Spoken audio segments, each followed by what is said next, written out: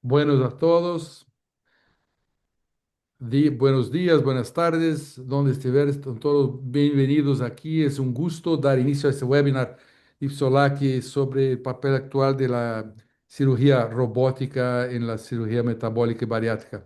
Yo quiero agradecer especialmente al doctor Mariano Palermo, por organizador de este encuentro, por su trabajo, proponer una discusión muy pertinente, yo creo que para nuestra comunidad. Nosotros sabemos que la cirugía robótica viene ocupando un espacio creciente y distinto en áreas de cirugía. En bariátrica metabólica todavía tenemos muchos puntos y beneficios reales, costos, curva de aprendizaje, enseñanza y acceso. Yo creo que este es un tipo de conversación necesaria para que podamos evaluar la tecnología con equilibrio y reconocer su potencial, pero siempre dentro de los criterios científicos y asistenciales informativos.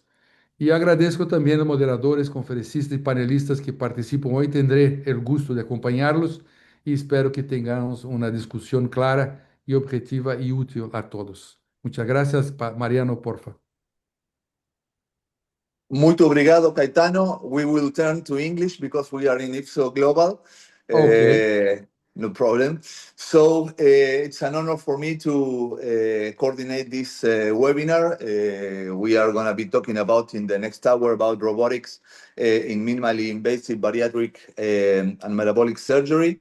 We have two lectures. The first one from Juan Santiago Sagra, and the other one with Carlos Esquivel, Luxembourg and Argentina.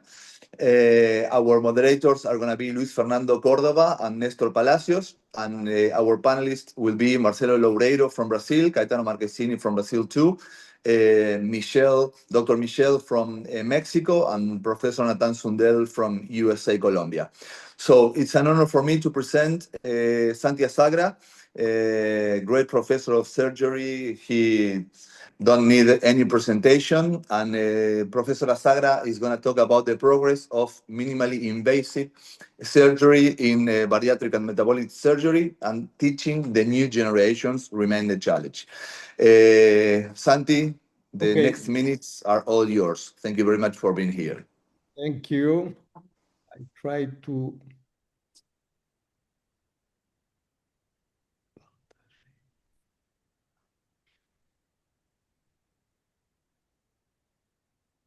Well,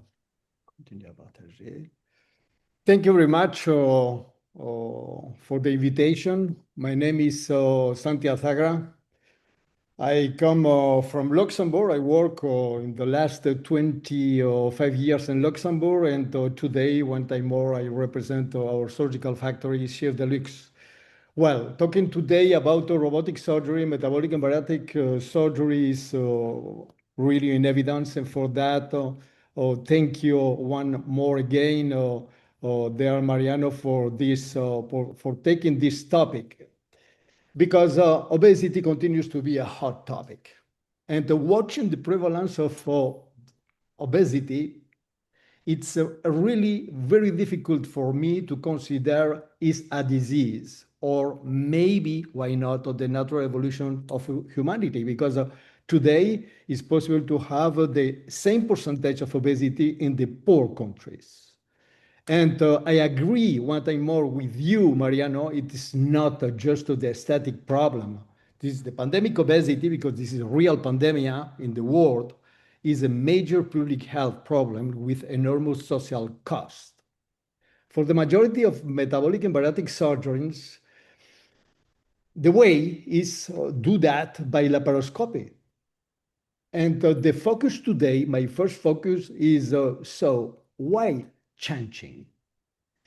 Maybe because progress continues to follow the second law of thermodynamics, and it is unstoppable. Second one, because in order to obtain the better results, it's mandatory take the bridge of the innovation. And today, in innovation, robotic is totally included. And also because in this changing context is maybe very important, you must in part unlearn in order to learn the different manner. For some of you in the same time, today, robotic surgery is the future present. I repeat, the future present. And for that, hence the title of my post today is legitimate. Well, surgery today for us surgeons is totally recognized. This is the key component in order to treat severe obesity, particularly in terms of cost effectiveness in medium and long term. Probably underutilized. But more than ever, in order to treat this pandemic situation, it is mandatory for us surgeons define what is the adequate surgery today. And for what? Because the ultimate goal today is not only surgical, it's multidisciplinary. In order to obtain the carefully tailored to each individual case with a safe manner, effective manner, sustainable and implementable. Today, the adequate surgery is not just limited to do one or two different procedures, because the definition of obesity is the more and more complicated, complex. And today, clearly, many interventions are totally ineffective, prescribed incorrectly in order to treat, for example, the obese patients over 50. This is our life today in this very small country, namely Luxembourg. Every year, our multidisciplinary obesity unit considers 1,000 new patients. We operate just to 250 per year, but I would like to show you our ratio in order to treat first the reduced surgeries, and 50% of our patients have obesities practically 5, class 5. It's necessary for us today consider the other manners to treat obesity today, particularly the association of the drugs and the ESG 2.0, etc., and consider today these guys. Everybody know these guys. These guys talk about the metabolic duodenopathy. It is hype or hope, I don't know. But the focus on light in the hands and in the brain of these guys is less operative complexity. For the moment, for me, it's a real paradox, because it is true in the hands of the very highly skilled surgeons. And these guys combine exceptional technique expertise with the actually recent and very expensive equipment. And it is impossible for me to forget the newborn Fundayo. Look that, based in their use since 2022, laparoscopic metabolic surgery has decreased really significantly. In the same times, the gain of popularity of these drugs are increased every day. More than 33 million people in the United States take this type of drugs without clear indication. And for the providers, probably for these guys, in 10 years, it is not necessary to do surgery in order to treat obesity. Fortunately, one pill per day forever is not for the moment with the evidence. Today, metabolic and bariatric surgery continues to be the best manner to treat obesity in terms of the cost and effectiveness. Dear friends, what defines us is what we do. This guy is the homunculus of Penfield. We are minimally invasive laparoscopic metabolic surgeons. But given all of the above, probably in the very recent future, we do fewer surgeries in order to treat complex patients, the more important complex patients requiring the highly complex surgeries. My plan today is explain why robotics help us achieve the main objective, systematized and adequate surgical technique, more easy to perform by the majority of surgeons in order to flatten the diva Gaussian curve. For that, it is mandatory first to conceptualize surgery and respond with the very simple questions in the brain of the surgical, of the multidisciplinary team. What is expected of us? For that, it's mandatory for us surgeons define our frontiers. Take minimal invasive surgery because this is the fantastic tool in order to treat obesity.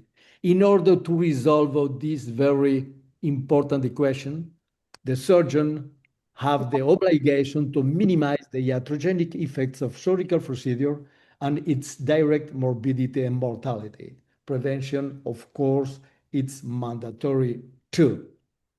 We are what we do. Excellence lies in repetition.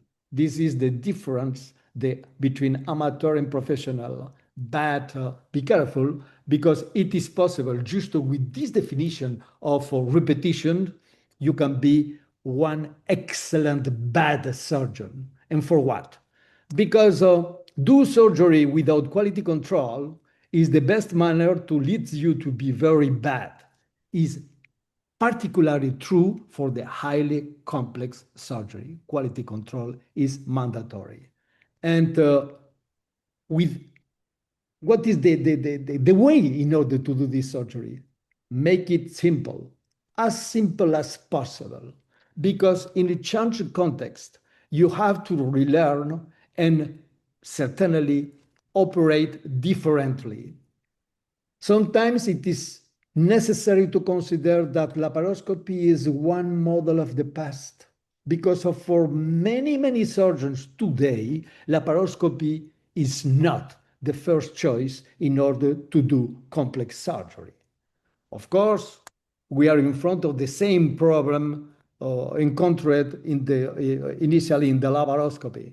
Fight the tradition. It's not easy to install the minimally invasive surgery, namely robotic.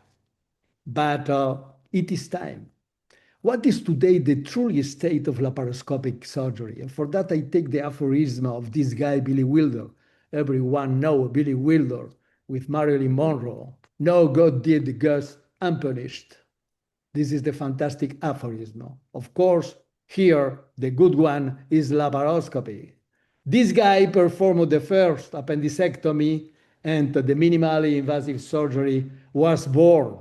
And after this guy, like us, many enthusiastic, emotional pioneers in the early of the 90s claim less is more, and many more. But today, 40 years later, the same, I am, okay, think that less is not more. Less is absolutely not more. Less is often better, but not simple to make, particularly in the highly complex surgeries. And for what? Because the limitation is not laparoscopy. The limitation is the laparoscopic surgeons employing, since today, the laparoscopic way. Laparoscopic way in complex surgery show you lack of precision because the coordination is not very adequate and the high conversion rate in the very complex surgery. But above all, the most important is the implementation of the highly complex surgery utilizing this way, laparoscopy, today, 40 years after the first appendicectomy. Some very short-term laparoscopic trends. I take hepatectomy, I take first gastrectomy, total gastrectomy in the Whipple. Today, in the temple of the hepatobiliary surgery, no more 20% of all hepatic resections was performed by laparoscopy. Today, in the very good hands, below 38% of the total gastrectomies was performed by laparoscopy. The first one, I remember I performed by my team in June 1993 in about Whipple in Spain in the last Spanish Congress. Do Whipple by laparoscopy is not recommended in Spain. And these three guys, Miliana, Vladimirov, Carlos Vaz, Benji Pascotto, think the same about the complex surgery encountered in metabolic and bariatric surgery. First, of course, in the redo surgery. Personally, since 2018, I think that laparoscopic surgery is an ephemeral stage of surgery and minimally invasive surgery in particular. I do this first initial conference in Milan in 2018 with this title. And after that, with my experiences, I write this editorial in order to convince the surgeons to move the laparoscopy to the robotic in order to do the Whipple surgery.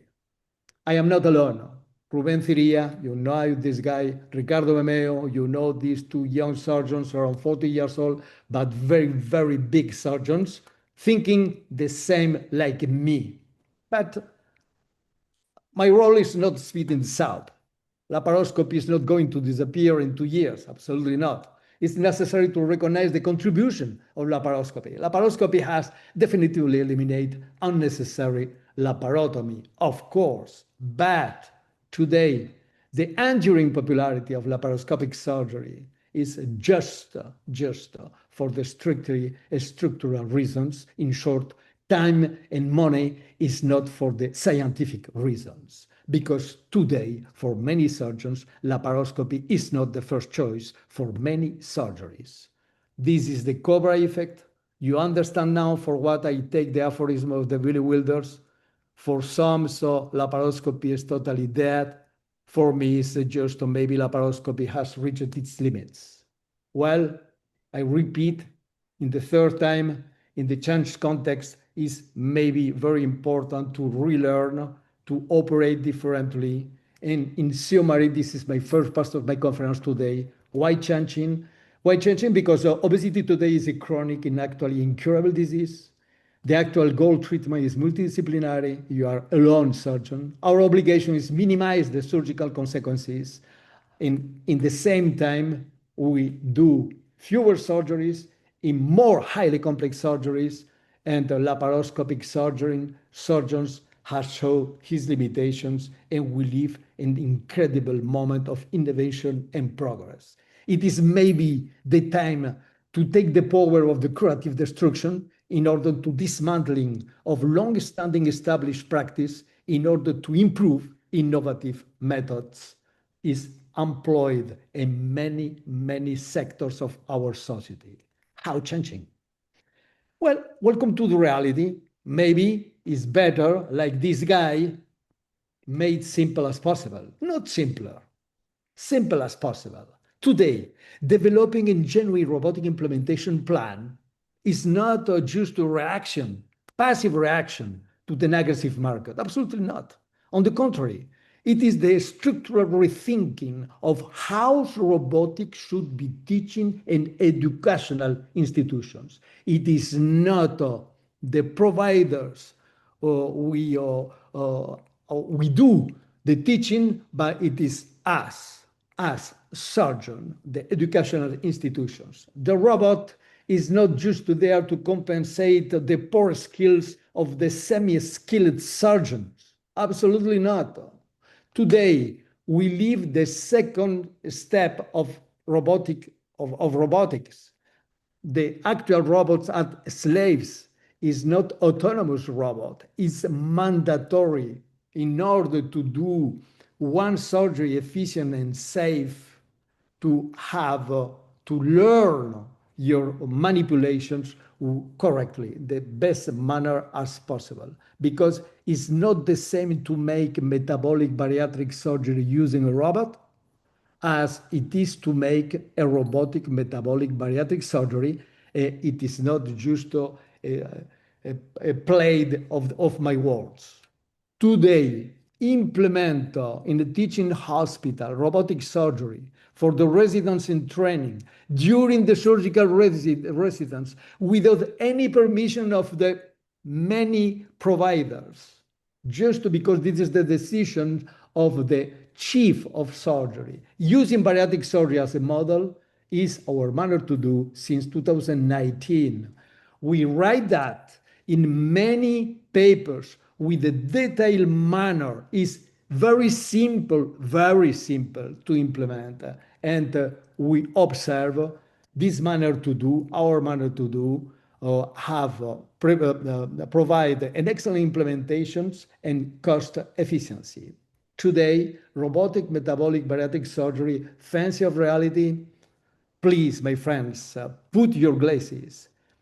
Be curious in order to watch that, how the robot could optimize minimally invasive surgery, sometimes in some moments of the intervention, but in the other moments, how it is possible to do the surgery totally differently. For example, now the bipartition of the grid momentum in order to pull up the omega loop without traction is unnecessary in 100% of patients. Because today we say with the XI and the 5 robots, it is possible to go directly in the triangle and put up the omega loop in the left quadrant of the abdomen without any traction in 100% of patients. The systematic rotogastric approach of the his angle is another incredible manner to do the immersion surgery to repair here one fundic artery and respect that to perform this surgery, reach another very important landmark of this mini pouch, the left diaphragmatic vessel. Systematization, no standardization, but systematizations is the first contribution of robotic. And this systematization is incredible, including the position of the patient for all patients, the same, is transmissible. This surgery push to do solo surgery. And solo surgery is automatically the quintessence of coordination. To compare with laparoscopy is another word. And this is the incredible manner to do the precise surgery. Precision è the vero luxus in surgery. And please believe me, no do robotic assisted surgery, but in upper GI surgery, robotic include in all cases do real robotic, because real robotic is a new paradigm in surgical approach and permits not only the very adequate implementations, 50 patients for me in order to obtain in the consult time the same times like by laparoscopy, but one surgeon is not another in the hands of my assistant and actual chief, Benji Pascotto. This guy and 25 patients obtain the same.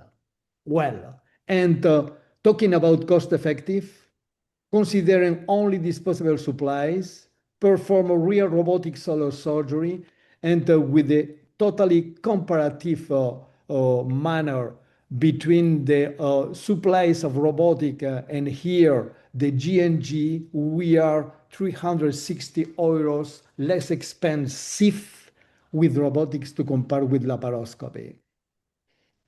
Focus, wide changing, laparoscopic metabolic bariatric surgeon has reached its limits. Today, surgery is not like the surgery 10 years ago, where it is possible to perform 10 patients per day. The patients change and the surgeries are fewer.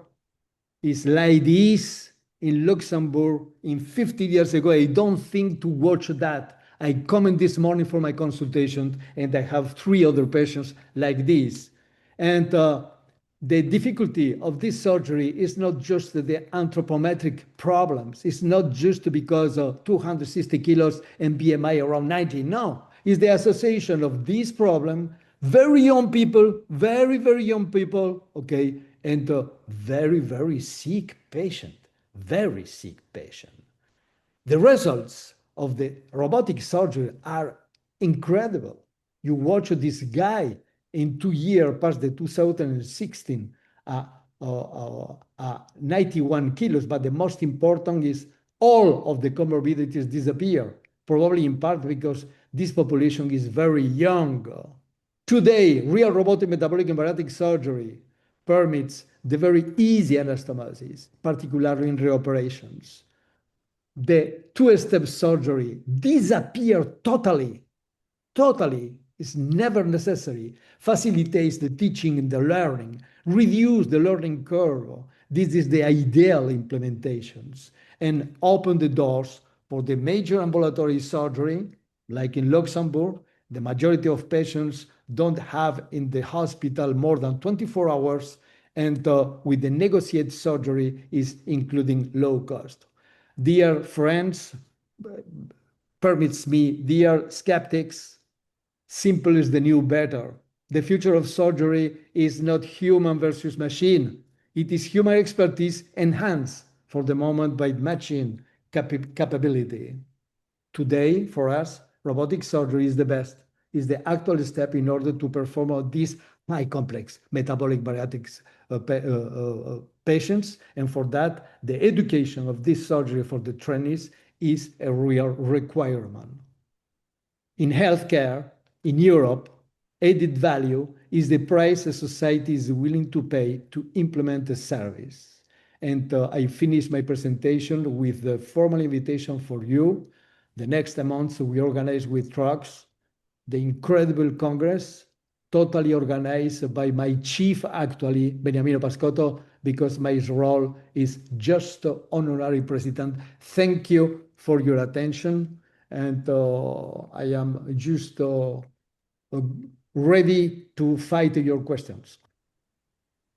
Santi, thank you very much for this outstanding presentation. We are going to continue with Carlos Esquivel's presentation, and at the end, we are going to have some discussion of the two talks. It's a great concern in Latin America to do robotic surgery due to the costs. So Carlos Esquivel is going to talk about when the benefits outweighs the cost in robotic, metabolic, and bariatric surgery. Carlitos, the next 20 minutes are all yours. Ok. ¿Ven bien Mariano ahí? No, Carlos, you share the complete screen, not only a presentation. Yeah.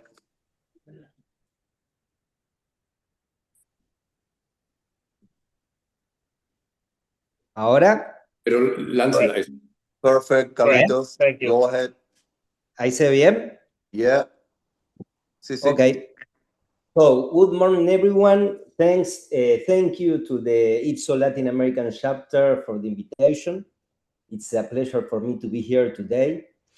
And we can see that over the last decade, robotic surgery has become increasingly popular in bariatric and metabolic surgery. And this is particularly relevant in Latin America and Europe, where the introduction of new robotic platforms is expanding access to robotic surgery. But one important question remains, like Mariano said, does robotic surgery provide enough clinical value to justify its higher cost? Today, I will review the available evidence and discuss where robotic surgery may offer real advantages, where the benefits remain uncertain, and how we can identify the patients who are most likely to benefit. I have no conflict of interest in this presentation. And you can see here total hospital cost. Cost is the main objection in robotic surgery. Whenever we talk about robotic surgery, cost is usually the first concern. The robot is expensive, the platform is expensive, the instruments are expensive, and operative time are often longer, especially during the learning curve. However, cost alone is not the right question. The real question is, what are we getting in return for that additional investment? On the left side, we see the data for primary gastric bypass. In this setting, robotic surgery remains significantly more expensive than laparoscopy, with an average cost of approximately $16,700 compared to $13,300. The difference is statistically significant. This finding is not surprising and reflects the additional expenses associated with the robotic platform. However, the picture becomes more interesting when we move to revisional surgery. Although robotic revisional procedures were still about $3,100 more expensive on average, the difference was no longer statistically significant. And why this is important? Because as procedural complexity increases, the additional cost of robotics appears to narrow relative to laparoscopy. And this suggests that economic impact of the robot may be different depending on the type of procedure being performed. Robotic surgery clearly increased costs in primary gastric bypass, but in revisional surgery, where procedures are more complex and complications are more costly, the financial gap becomes much smaller and may eventually be offset by improved clinical outcomes. According to this analysis, the total cost per patient is approximately 2.3 times more expensive when we use the robotic platform. And why does it happen? The increased cost is not driven by a single factor. First, this is the initial acquisition cost of the robotic platform itself. Second, there are substantial maintenance expenses required to keep the system operational. Third, robotic instruments have a limited number of uses before replacement is necessary. And finally, robotic procedures require dedicated consumables that add further cost to each procedure. Taken together, these factors create a significant upfront financial burden for hospital and healthcare systems. However, this slide only tells one part of the story. Cost is easy to measure, value is more difficult to measure. The key question for us may be not whether the robot is more expensive. We already know it. The real question is whether the additional investment translates into better clinical outcomes, fewer complications, and ultimately greater value for selected patients. And this is what Dr. Azagra was talking about, the learning curve. One of the first things we need to understand is that robotic cost is not fixed. It changes with experience. As surgeons become more familiar with the platform, operative times decrease. The surgical team becomes more efficient, the workflows improves, and overall cost per procedure starts to come down. In other words, what we see during the first few cases may not represent the true long-term cost of robotic surgery. And the robot is slower at the beginning. Here in Latin America, we are starting in the last 2 years with robotic surgery. Look at this study, evaluate the learning curve for robotic Roux-en-Y gastric bypass. When comparing the first 34 cases with the following 34 cases, operative time decreased from 172 minutes to 138 minutes. That represents 34 minutes less with a significant p-value. And why this is important? Because operating room time is one of the major contributors to procedural cost. If robotic surgery becomes faster as experience increase, then one of its major economic disadvantages begins to diminish. This finding reinforces an important concept. We should not evaluate a robotic program based only on its first cases. The performance of a mature robotic team is very different from that of a team at the beginning of the learning curve. The robot may be slower at the beginning, but it does not stay lower forever. Technology improves outcomes only after people learn how to use it efficiently. If efficiency continues to improve, can robotic surgery also become less expensive over time? We are going to see that. In this paper, One of the most consistent findings in robotic surgery is that volumes matters. This graph demonstrates a clear inverse relationship between annual robotic case volume and operative time. As the number of robotic procedures performed each year increase, operative time decreased significantly. In fact, the correlation coefficient is minus 0.58, indicating a strong relationship between experience and efficiency. And why this is important? Because robotic surgery is not just a surgeon-dependent technology, it's a team-dependent technology. As cases increase, the entire system improves. The result is shorter, operative times lower, lower cost, and better overall performance. And greater efficiency improves the value proposition of robotic surgery. Robotic surgery is not merely a technology, it is a process. And like any process, perform improves with repetition. Does that improve eventually translate into lower cost per procedure? Yes, it improves. Look at this paper. This study demonstrates that as experience increase, the average cost per robotic bariatric procedure decreased significantly. Comparing the first 12 robotic cases with the last 12 cases, cost dropped substantially with a highly significant p-value. The message is simple: more experience leads to great efficiency, and greater efficiency leads to lower cost. But is a robot for every surgery? I don't know that, because, for example, for a sleeve gastrectomy, for a straightforward sleeve, the evidence is not very convincing. Most studies have failed to show a consistent clinical advantage of robotic surgery. Some studies even report higher resource utilization.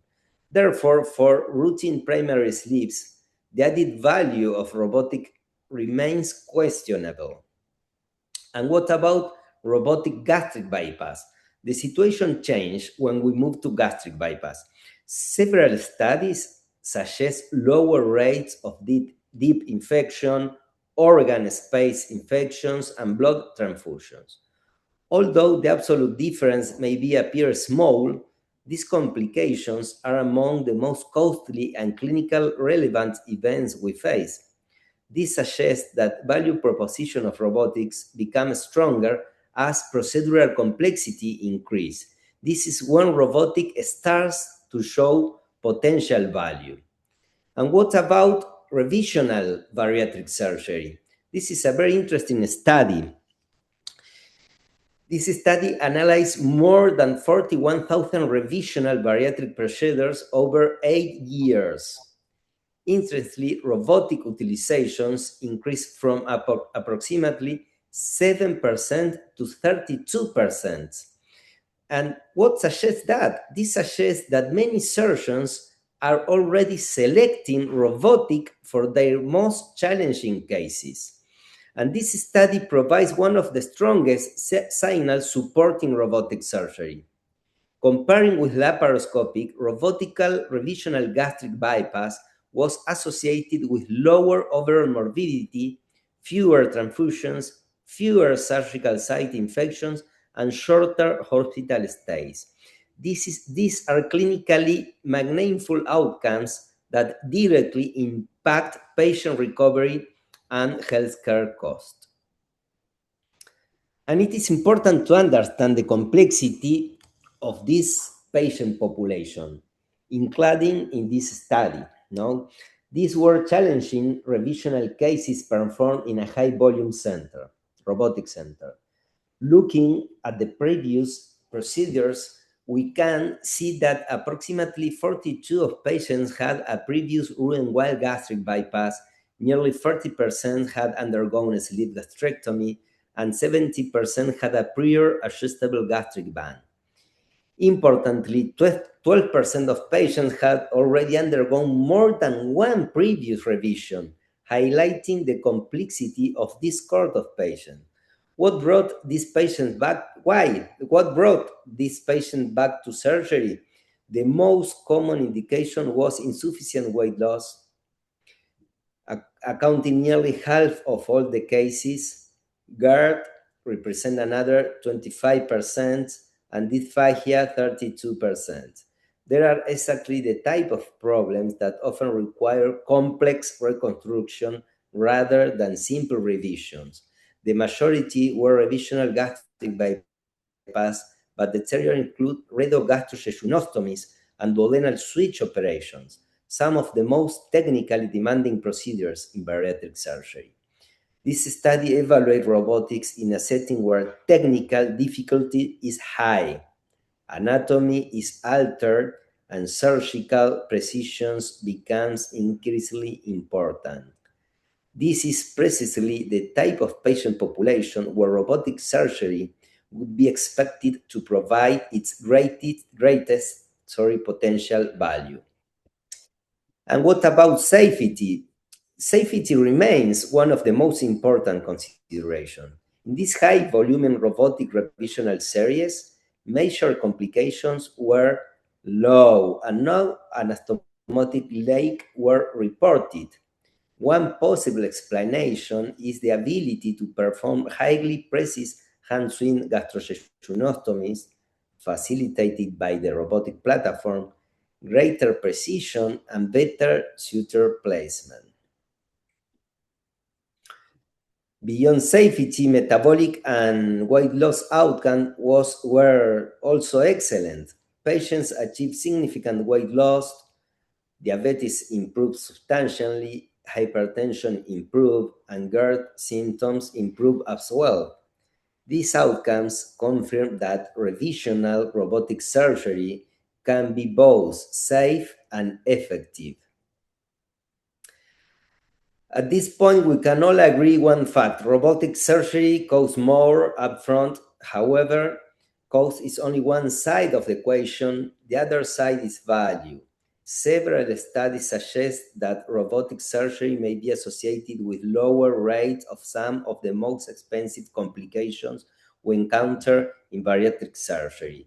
These complications include leaks, bleedings, lower conversion rates, reduced IQ utilization, shorter hospital stay. And why that's important? Because complications we know that are expensive. Therefore, while robotic surgery may increase cost at the beginning of the patient's journey, it is also has the potential to reduce costs later by preventing complications and improving recovery. I want to emphasize the word potential. The evidence, we must know that is not universal. The benefit is not seen in every patient or every procedure, but the signal is consistent enough to suggest that in selected complex cases, improved outcomes may partially or sometimes completely offset the higher initial investment. The real economic question is not what the robot costs today, but what complication it may be help us to avoid tomorrow. And this brings us to an important shift in perspective. Perhaps the most relevant question is no longer how much does the robot cost. Instead, we should ask what clinical value are we obtaining for that cost. And I'm going to give some take-home message to final these conversations. Robot is more expensive? Yes. In Latin America, for example, it's more expensive. There is no debate here. The robot costs more. The platform, the maintenance, instruments, and operating room utilizations all contribute to the higher upfront cost. For primary procedures, the additional cost is usually several $1,000s per case. This is an important reality. But again, robotic cost is not fixed. We talk about that. As experience increase, operative times decrease, efficiency improves, and the cost gaps begins to narrow. This is why learning curve studies are so important when evaluating robotic programs.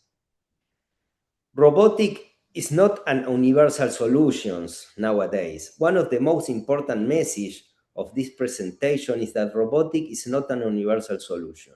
Not every patient needs a robot, not every procedure needs a robot. Technology should be applied where it creates value. Complexity change the equation. As complexity increase the signal becomes stronger. The greatest benefits appear in revisional surgery, sleeve to bypass conversion, complex hiatal repairs, and advanced reconstruction. In other words, complexity changed the value equation. High cost complication. If robotic surgery can reduce leaks, bleedings, transfusions, the part of its cost may be recovered. Not always, not in every patient, but the possibility clearly exists. The modern question is no longer how much does the robot cost. The better question is what clinical outcomes I'm buying with that cost. This represents the transition from a price-based model to a value-based model of healthcare. And another thing is case selection is critical. The robot may be justified in revisional procedures, hostile abdomens, complex hiatal hernias, and selected patients with severe obesity. Meanwhile, laparoscopic remains an astounding option for routine cases. This is not about replacing laparoscopy, it's about choosing the right tool for the right patient. And the final take-home message, let me finish with one final thought. I think that the future of robotic bariatric surgery in Latin America will probably not be defined by universal adoption in the beginning. Instead, it will be defined by intelligent, selective implementation, the right patient, the right procedure, the right technology. When robotic surgery delivers meaningful clinical value, it becomes more than an expensive tool, it becomes an investment in better outcomes. Ultimately, our goal is not robotic surgery for everyone. Our goal is robotic surgery with purpose, creating value for patients while maintaining sustainability for healthcare systems. Thank you very much for your attention, and I look forward to the discussion. Thank you very much, Carlitos. Great, great talk. I would like to continue with some questions and comments from the panelists. And I would like to start with Marcelo Loureiro from Brazil, that Marcelo has a lot of experience in education and pioneer in telesurgery. Professor Loureiro. First of all, thank you for the invitation. And Mariano, you and Caetano, you'll be great, Nathan, choosing the presentators. Dr. Azagra is probably one of the biggest name ever in the minimally invasive surgery. I've been seeing, watching his presentations for the last, I don't know, almost 30 years. I'm always impressed with his contributions to development of our specialty. So thank you very much to see you again, Dr. Azagra. It was great presentation. And our friend Carlos Esquivel is always very good in his presentations, and I cannot agree more than what you have presented. This is a new technology; it's not so new. We're having this robotic surgery for the last at least 20 years, and now it's becoming more and more popular in the field of bariatric surgery. And I totally agree that it's for specific cases. It's not for all the cases. The standard cases of sleeve gastrectomy, just like Carlos Esquivel has showed us, and bypasses, we can use the laparoscopy, the standard laparoscopy, and it's still very good. But the bottleneck for the general use of robotic surgery is price. For instance, the price is still elevated. That will decrease for sure because the companies are coming, the new companies, the new entrants are coming, especially from China. The last time I was in China was like 3 months ago. I counted 12 new brands of robotic systems that are eager to come to any of the markets that we represent here. And another thing is training. We have to simplify the training and we have to make it more efficient. Then we're going to have more people using it. And just like laparoscopy, we are going to, I think, to increase more and more the performance of the robotic surgery all over all the residents and the guys that are still interested in surgery just like us. So I just have to congratulate. I have no question, specific question, because it was very clear. The both presentations were very clear, and congratulations for you guys. Very good. Thank you.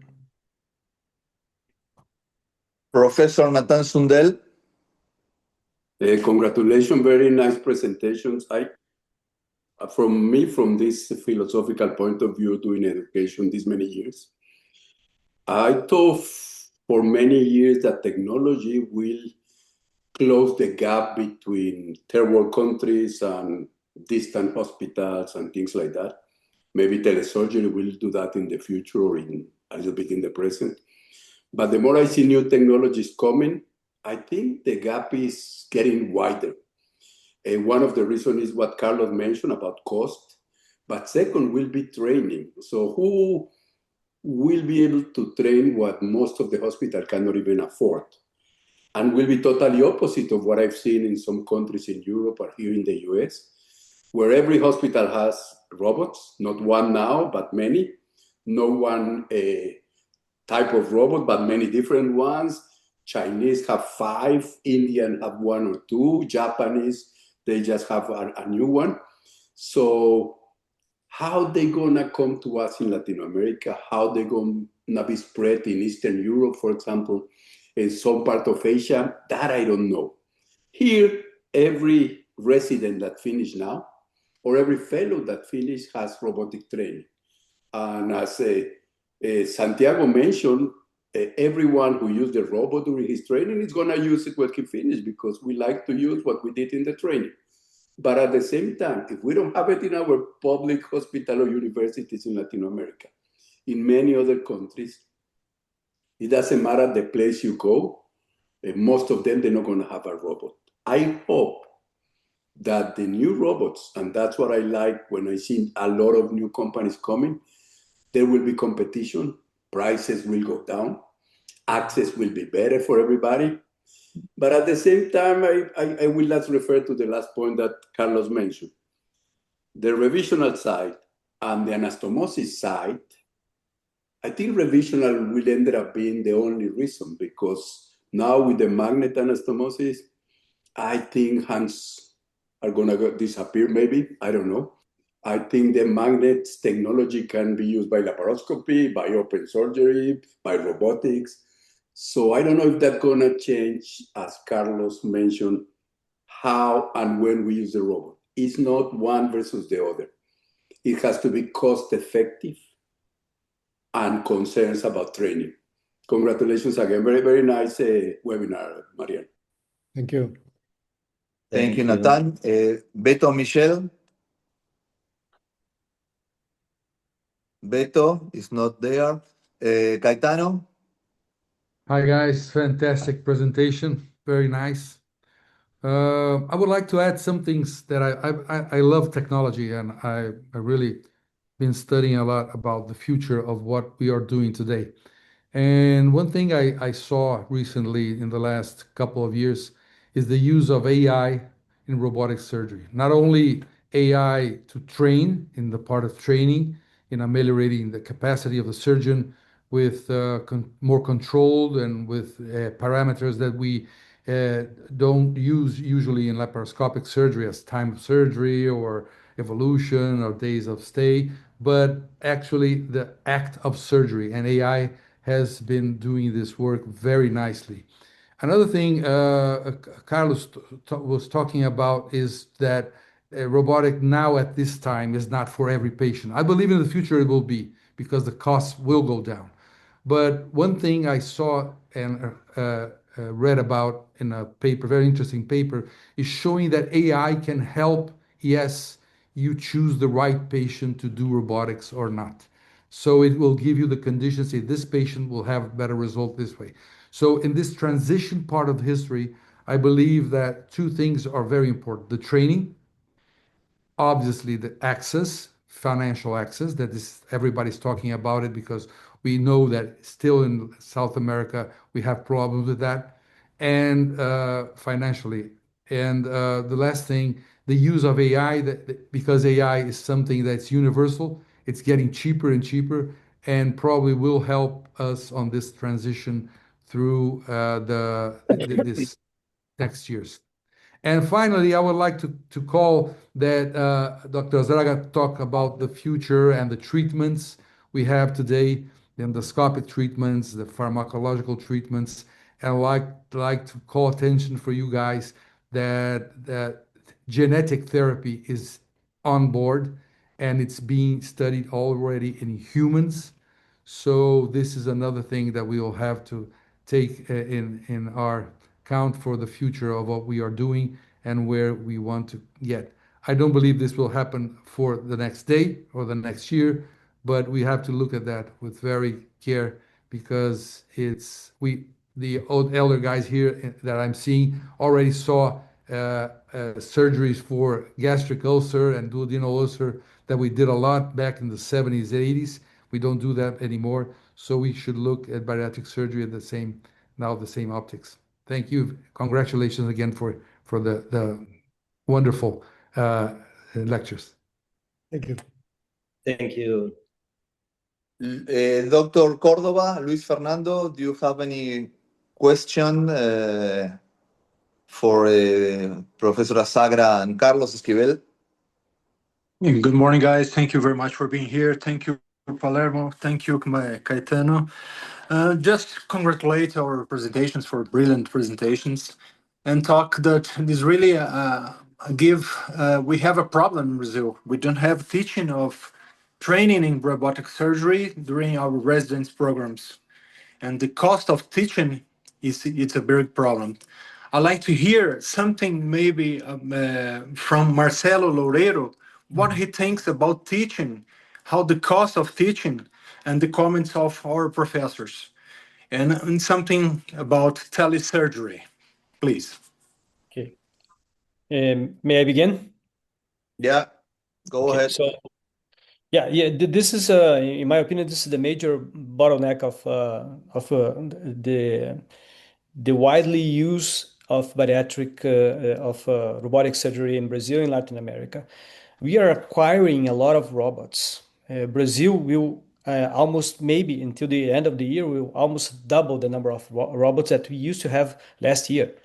In Argentina, they more than double it this year.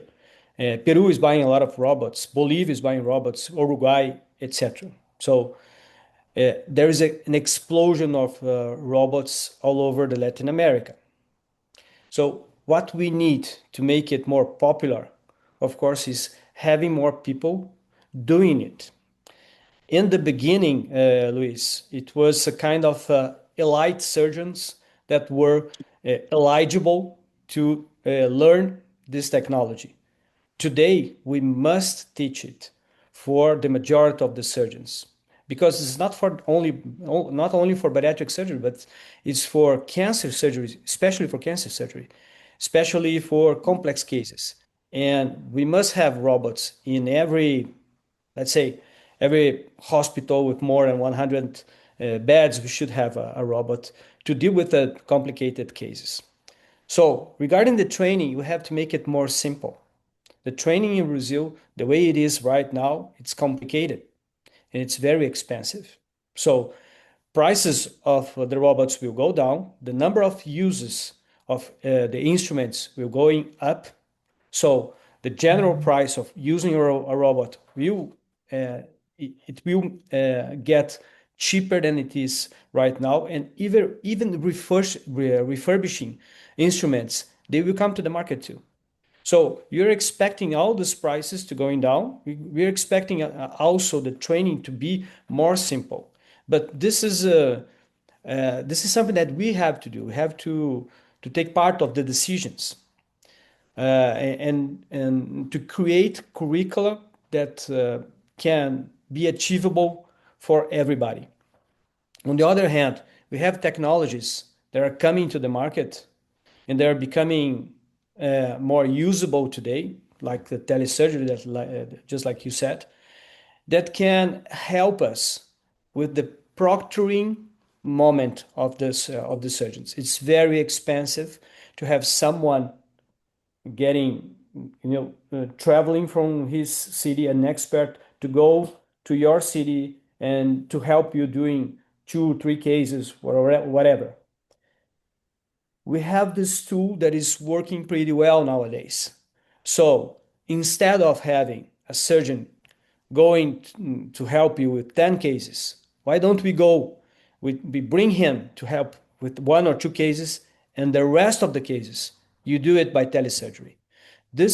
I think this is maybe the next reality in terms of this long learning process for the surgeons to acquire the certificate, the habilitation certificate that we have here in Brazil. Just a final comment. In the rest of Latin America, in the other countries, not the rest of it, in the other countries in Latin America, you don't have like this 10 minimal cases under proctoring. You have 2 cases, 3 cases. There is no specific rule for it. So what I see in Latin America is a widespread learning process, and more people will be experts in robotic surgery in a fewer time period. Perfect. Great, Marcelo. I have 2 questions. There are 2 short questions for 2 short answers. One for Santi, one for Carlos. Santi, I want an advice for those surgeons on his 55, 60s that want to start to perform robotic surgery. Should they start robotic surgery or they should stay in laparoscopic surgery? And for Carlitos, what do you imagine in Latin America, in Argentina, in the next 5 years? Robotic surgery is going to equal laparoscopic surgery or not? Santi. Well, for the young surgeons today, in order to start surgery and to go in order to obtain the credentials and to be the very good surgeon, particularly in the sectorial manner to learn surgery today, it's not necessary, absolutely not necessary, pass by laparoscopy. It's my humble opinion. It's particularly true in pancreatic surgery. It is possible to go directly the laparotomy to robotic, but it is true in gastric surgery and probably true in the revisional bariatric and metabolic surgery. It's my humble opinion. The problem of training is mandatory to do. I take just 1 minute. The differences between to learn one guy starting surgery today and the guys with 40, 50 years old, okay, with the very good specialization and routine in laparoscopy, but with the interest to obtain the credentials in robotic. Here is totally different. The concept is totally different, totally different. But the teaching, the organization maybe is for the providers, but the teaching is totally for the surgeons. It is mandatory. Today in Europe, the spread of robots in Europe is terrific. It's very, very important. The price of robot probably in the next 5 years diminishes too much because the competition between the different providers appear. And the third one today, it is impossible for one surgeon, it's impossible to obtain the place to work without the credentials in robotic. It's mandatory. Great. Thank you, Professor. Carlitos. So, my friend Mariano, thank you again for the invitation. If you think you're Argentinian like me, if you think 2 years ago, how many robotic platforms do you have in Argentina? I think that 2 or 3. Yeah. It's expected that at the end of this year, there will be more than 15 robotic platforms in Argentina. So the tendency is to increase the number of robotic surgeries in our country. I agree that it's not easy to learn robotic surgery. It's not for everyone. You need, for example, in Argentina, a good program. When you think in robotic surgery, we are bariatric surgeons, but for example, in my institution, the robotic program has more than 5 specialties, and they are doing a lot. We start the robotic program, I think that 9 months ago, and we have more than 115 cases, the whole program. So I think that the robotic surgery is gonna to go up. I don't know if in the next 5 years, but I agree with Dr. Asagra that robotic surgery now is more cheap than 2 years ago. So I believe that in selected cases, it will be increased a lot in our country. Yeah. Excellent. Guys, any comment, any question? We are about to end the session.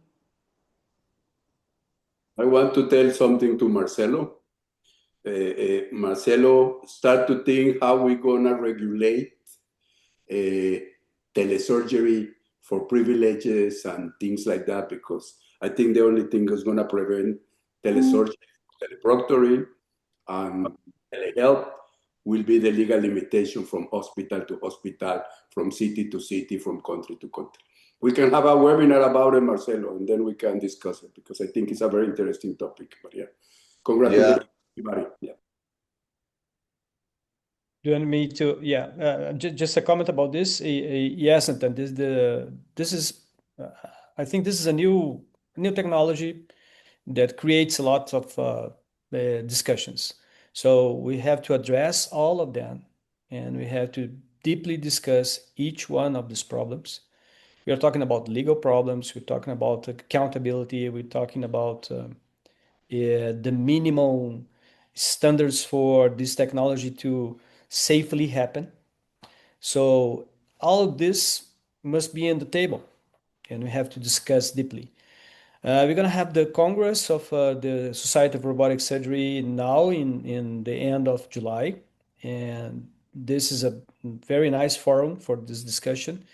Internally here in Brazil, we have a special, like we say here, a special group of interest, and that is part of the Ministry of Health. It's a dedicated group that is discussing already all these topics. I'm part of this group, and I can tell you they are complicated, but we need to address all these topics in order to make this technology usable and safe for our patients. Thank you, Marcelo. Before Caetano's final message, I would like to thank Santi and Carlitos for these great talks, 2 outstanding presentations. Seba for all the work. Benji Pascotto, he helped us with the program, the panelists, the moderators. So thank you very much. And Caetano, your final message is yours. Well, thank you all. Thank you, Carlos. Thank you, Juan. Thank you for the panelists. And I would like to end here saying that I believe we left here with a lot of knowledge, but the best of all, we are leaving here with a lot of questions and doubts. And this is the motor, the engine that makes our brains work. So thank you again, and hope to see you soon in our next meeting. Thank you, guys. Bye-bye. Bye-bye. Thank you all. Bye-bye. Thank you. Gracias, Mariano. Gracias. Ciao, ciao.